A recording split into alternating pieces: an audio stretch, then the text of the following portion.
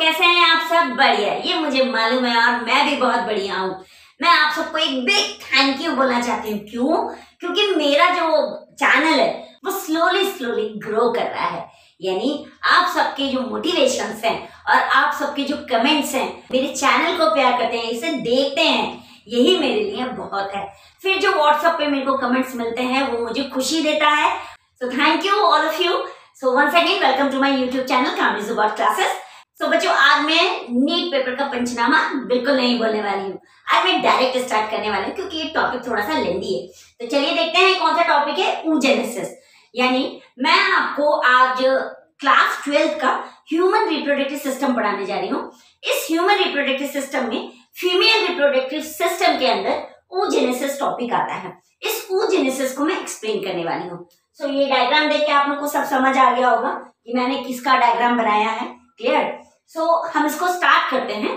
पहली लाइन जो आपकी एनसीईआरटी, बेसिकली मैं आपको एज इट इज एनसीईआरटी बता रही हूँ क्योंकि जितनी नॉलेज मेरे पास है, जो बच्चे नीट देने जा रहे हैं, जो सीबीएसई का एग्जाम देने जा रहे हैं और जो बच्चे सीयूईटी का एग्जाम देने जा रहे हैं, यानी कॉमन यूनिवर्सिटी एंट्रेंस टेस्ट देने जा रहे हैं, उनके लिए भी एनसीईआरटी सबसे बेस्ट है। ओके, तो एनसीईआरटी की जो पहली लाइन है वो ये बोलती है, the process of formation of mature female gamete is called oogenesis। Clear? फिर से मैं रिपीट कर रही हूँ, the process of formation of mature female gamete is called oogenesis। Clear? So देखिए बहुत सारे छोटे छोटे मैंने स्ट्रक्चर बनाए हुए हैं, जो फॉलिकल्स हैं, प्राइमरी oocyte है, बहुत कुछ पढ़ने मिलेगा अभी आपको इसमें। सो ये रहा मेरा ग्रिफाइंड फॉलिकल यानी मैच्योर फॉलिकल, जिसके अंदर ये रहा oocyte। ओके, सो इसको बच्चों किसको, the process of formation of mature female gamete is called oogenesis। Clear? So बच्चों अब क्या होगा, ये सारे आप सेल्स देख रहे हैं, ये सारे के सारे sales basically female mother cells कहलाते हैं, यानी oogonia कहलाते हैं। तो ये वर्ड मैं यहाँ लिख रही हूँ oogonia। ओके, अब क्या बोला मैंने आपको, ये फीमेल मदर सेल्स और फीमेल मदर गैमेट्स। अब ये जो फीमेल मदर गैमेट सेल्स हैं, यानी ये जो oogonia है, ये बेसिकली बेबी की एम्ब्रियोनिक डेवलपमेंटल स्टेज में बनेंगे। कौन सी स्टेज में बनेंगे बच्चों? एम्ब्रियोनिक डेवलपमेंटल स्टेज, यानी gestation period. Gestation period means trimester, three trimester का period. First 3 month first trimester, second 3 month second trimester, third 3 month third trimester, यानी टोटल 9 मंथ जेस्टेशन पीरियड में ये चलेंगे। ओके, सो इस बेबी की एम्ब्रियोनिकल स्टेज के अंदर ये फीमेल मदर गैमेट सेल्स यानी ये oogonia फॉर्म्ड होंगे और आफ्टर बर्थ ये बिल्कुल ऐड नहीं होंगे बेबी के अंदर, और टिल प्यूबर्टी तो ये बिल्कुल एज इट इज पड़े रहेंगे। यानी हम ये बोल सकते हैं कि आफ्टर बर्थ ये oogonia सेल्स नहीं बनेंगे, और कब तक नहीं बनेंगे? Till puberty. क्लियर? अब एक चीज यहाँ पे नोट करिए, ये जो फीमेल गैमेट मदर सेल्स यानी oogonia है, इनके अंदर सेल डिवीजन स्टार्ट होगा। ओके, कौन सा सेल डिवीजन स्टार्ट होगा? Meiotic cell division. Clear? Meiotic को ही हम मियोसिस भी बोलते हैं, मियोसिस। सो बच्चों हमने 2 टाइप्स ऑफ सेल डिवीजन पढ़ा है। फर्स्ट है हमारा माइटोटिक और सेकंड है हमारा मियोटिक। सो ये रहा हमारा मियोटिक। क्लियर? अब माइटोटिस में हमने क्या पढ़ा है, जो पेरेंट सेल है वो 2 डॉटर सेल्स में डिवाइड होता है और दोनों डॉटर सेल्स का जो क्रोमोसोम नंबर होता है वो सिमिलर होता है, यानी डिप्लॉयड होता है 46 46 46, 2n 2n 2n। बट अगर मैं मियोटिक की बात करूं बच्चों, सो जो पेरेंट सेल होता है जब वो डिवाइड होता है तो 4 डॉटर सेल्स देता है और उनका जो क्रोमोसोम नंबर है वो n नंबर ऑफ क्रोमोसोम होता है, यानी हैप्लॉइड होता है। तो यहाँ मैं मियोटिक और मियोसिस की बात कर रही हूँ। किसमें होगा ये? oogonia के अंदर। ओके, सो बच्चों ये जो oogonia है ये मियोसिस सेल डिवीजन स्टार्ट करेगी और एक फर्स्ट स्टेज पे जाके स्टॉप हो जाएगी और उस स्टेज का नाम है prophase first meiotic stage. Okay, इस स्टेज के ऊपर जाके ये स्टॉप हो जाएगी, यानी स्टक हो जाएगी, यानी रुक जाएगी। ठीक है, इस स्टेज पे इस उगोनिया को जो हम नाम देंगे उसको बोलेंगे प्राइमरी oocyte। क्या बोलेंगे बच्चों? Primary oocyte। क्लियर हो गया? ये पे इस स्टेज का क्या नाम दिया मैंने? Primary oocyte। अब ये प्राइमरी oocyte क्या करेगा बच्चों? One layer of granulosa cell से अपने आप को बंद कर लेगा, यानी अपने आप को सराउंड कर लेगा। सो यहाँ पे देखो, ये दिख रहा है आपको प्राइमरी oocyte, ये क्या कर रहा है? One layer of granulosa cell से अपने आप को कवर्ड कर रहा है। सो इस स्टेज को ये भी बनाया है मैंने, ये भी बनाया है, और ये छोटे छोटे फॉलिकल्स हैं। सो इस स्टेज को हम प्राइमरी फॉलिकल्स बोलेंगे। क्या बोलेंगे? Primary follicles. मैं सारी स्टेज लिखते जा रही हूँ यहाँ पे, देखिए प्राइमरी फॉलिकल्स। ठीक है, किसने? One layer of granulosa cell से जब प्राइमरी oocyte कवर्ड हो जाएगा, तो ये देखिए ये पूरा कवर्ड हो गया, इसको हम बोलेंगे प्राइमरी फॉलिकल स्टेज। क्लियर? अब ये जो प्राइमरी फॉलिकल स्टेज है ये बेसिकली डीजनरेट होती रहती है बेबी के ओवरी के अंदर टिल प्यूबर्टी, यानी टूटती रहती है, बनती रहती है, इसी को हम डीजनरेट बोलते हैं। सो इस तरीके से जो 4 लाख से स्टार्ट हुआ था, यानी couple of million female mother cell से ये स्टार्ट हुआ था, ये डीजनरेट होने के बाद मुझे केवल कितने प्राइमरी फॉलिकल्स देंगे? 60 to 80,000 फॉलिकल्स देंगे। कितने हो जाएंगे बच्चों? ये 60 to 80,000 होंगे। 60,000 to 80,000 फॉलिकल्स ही बचेंगे। ठीक है, अब हो गया ये इस स्टेज को, जिस स्टेज में ये फॉलिकल्स अरेस्ट हुए हैं। क्यों? क्योंकि यहाँ पे डीजनरेट हुए, मर गए, और कपल ऑफ मिलियन से 4 लाख से मुझे कितने दे दिए? 60,000 टू केवल 80,000 फॉलिकल। इस स्टेज को बोलते हैं फॉलिकुलर एट्रेसिया स्टेज। क्या बोलेंगे हम बच्चों? Follicular atresia stage. ठीक है, ये आपकी एनसीईआरटी में नहीं लिखा है, बट ये अदर बुक्स में लिखा है, इसलिए मैं आपको यहाँ पे बता रही हूँ। यानी कुछ जो एक्स्ट्रा पार्ट है मैं आपको आउट ऑफ द एनसीईआरटी भी I am teaching over here. Okay, तो क्या बोलेंगे इसको? Follicular atresia stage. क्लियर? सो यहाँ देखिए बच्चों, अब ये जो प्राइमरी फॉलिकल है ये क्या करेगा? अपने अंदर बहुत सारे चेंजेस लाएगा, और जब ये चेंजेस लाएगा तो इस तरीके से ये चेंज होते होते आगे बढ़ेगा। ठीक है, सो प्राइमरी फॉलिकल फिर से अपने आप को एक मोर लेयर्स ऑफ ग्रेनुलोसा सेल से कवर्ड कर लेगा, यानी अपने चारों तरफ इससे ऐसे बाइंड हो जाएगा और एक न्यू थैका बनाएगा। थैका यानी इस oocyte की एक्सटर्नल और इंटरनल लेयर्स बनाएगा। इस स्टेज को हम बोलेंगे सेकेंडरी फॉलिकल। क्या बोलेंगे बच्चों? Secondary follicle. अब बच्चों क्या होगा?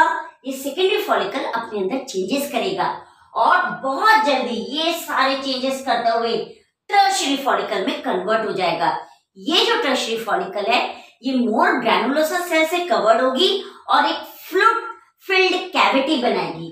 तो ये देख रहे हैं आप, ये कैविटी, इसको बोलेंगे एंट्रम। क्या बोलेंगे हम बच्चों? इसको एंट्रम। यही आपकी इस टर्शियरी फॉलिकल की फ्लूइड फिल्ड कैविटी है। ओके, सो ये एंट्रम बनाएगा। क्लियर? अब मैंने आपको थैका का बोला, यानी मैं ये डायग्राम, इस टर्शियरी फॉलिकल का डायग्राम यहाँ बना रही हूँ, आप थैका भी देखिए कैसे बनेगा। सो अगर मैं बहुत छोटा सा बना रही हूँ यहाँ पे, ये देखिए ये हो गई मेरी आउटर लेयर और ये हो गया आपका oocyte। क्लियर? ये oocyte की चारों तरफ ग्रेनुलोसा लेयर्स हो गई और ये हो गई आपकी थैका लेयर, एक्सटर्ना थैका और इंटरना थैका, इस तरीके से। क्लियर? तो दिख रही हैं आपको ये लेयर्स?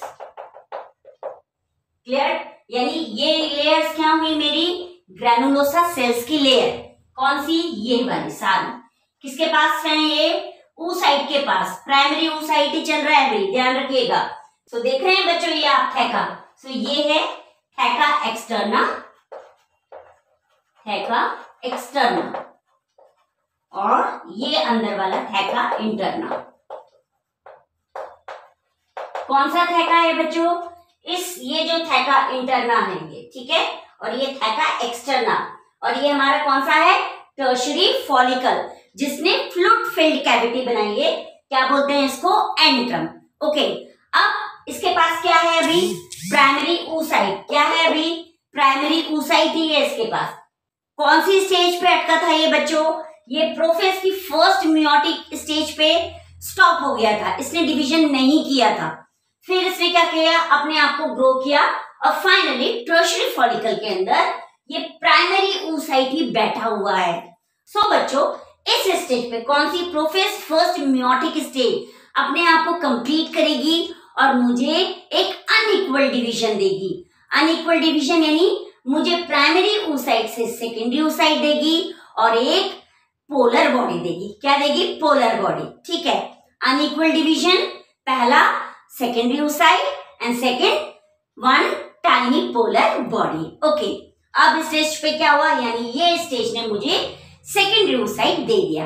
ये जो सेकेंडरी oocyte है, ये बहुत सारा साइटोप्लाज्म प्राइमरी oocyte का ही अपने पास रख के बैठ जाएगा। ओके, और इस सेकेंडरी oocyte एक और काम करेगी, अपने पास एक हार्ड लेयर फिर से बनाएगी और उसको हम जोना पैलेसुडा बोलेंगे।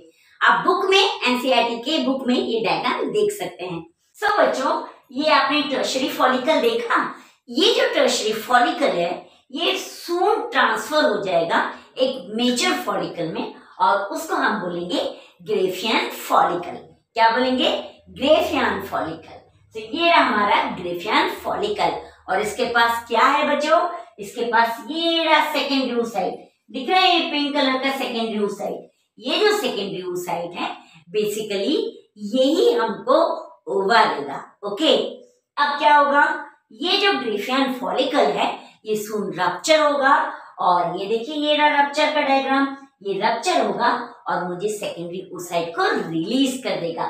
सो बच्चों, the process where the Graafian follicle ruptures and releases a secondary oocyte from the ovary is called ovulation. Okay, ये जो ovulation day होगा, ये basically 14th day of menstrual cycle होगा। इसको याद रखिएगा, 14th day of menstrual cycle, इसीलिए क्योंकि जब ये क्वेश्चंस आते हैं सो उसके नियर अबाउट बहुत सारे ऑप्शंस आते हैं। एनसीईआरटी में ये 14th डे लिखा हुआ है, इसलिए आप भी प्लीज टिक 14th डे पे ही लगाइएगा। ये देखिए, ये ग्रेफियन फॉलिकल रप्चर हुआ और इसने मुझे ओवा रिलीज करके दिया। क्लियर, यहाँ तक क्लियर हुआ आपको।